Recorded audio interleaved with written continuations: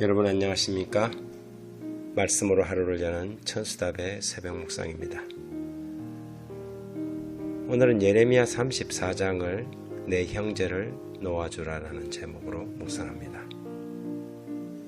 어떠한 이유에서든지 간에 사람이 사람의 주인이 될 수는 없습니다. 모든 사람은 평등하고 저마다 자신의 뜻과 의지로 자기의 삶을 결정할 권리가 있지요. 이것이 처음 하나님이 인간을 지으실 때 인간에게 부여한 자유의지입니다. 하지만 살다 보면 어떤 이유로 해서건 남에게 채무를 지게 되고 그것으로 인해 속박을 당하게 됩니다.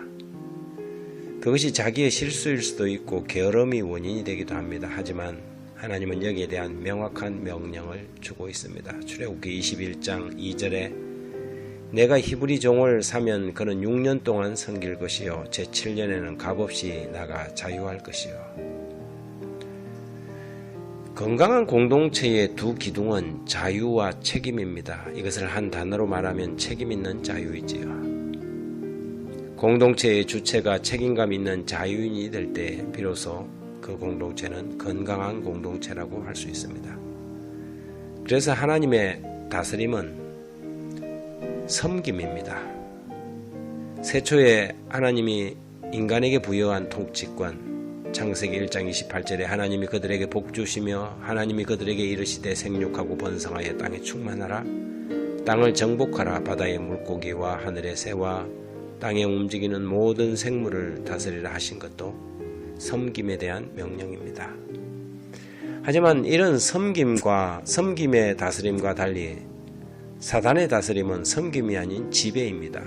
자신이 가진 권력과 재물을 가지고 자신에 비해 그것을 못 가진 사람들을 통제하고 지배할 수 있다고 생각하거나 동료 인간들을 자기 마음대로 부리려고 하는 사람들은 사단의 정신에 사로잡힌 사람들입니다. 남자이건 여자이건 흑인이건 백인이건 모든 사람은 동등하며 자기 삶의 결정권을 자신이 가집니다. 인간의 주인은 오직 하나님 한 분밖에 없으며 그분만이 참된 주인이시고 생명과 물질의 소유주이십니다. 그래서 성경은 자신의 잘못으로 종이 되더라도 그 동료 인간들을 안식년이 되면 반드시 종에서 놓아주도록 명령한 것이지요. 일종의 안전장치인 것입니다. 예레미야 34장에서는 바벨론 군대가 성을 포위하고 있을 때 시드기야의 권고로 방백들과 귀족들이 자신들의 사유한 종들을 놓아주기로 결의합니다. 하지만 저들의 이런 행위는 진정으로 동족을 사랑하여 내린 결정이 아니었지요.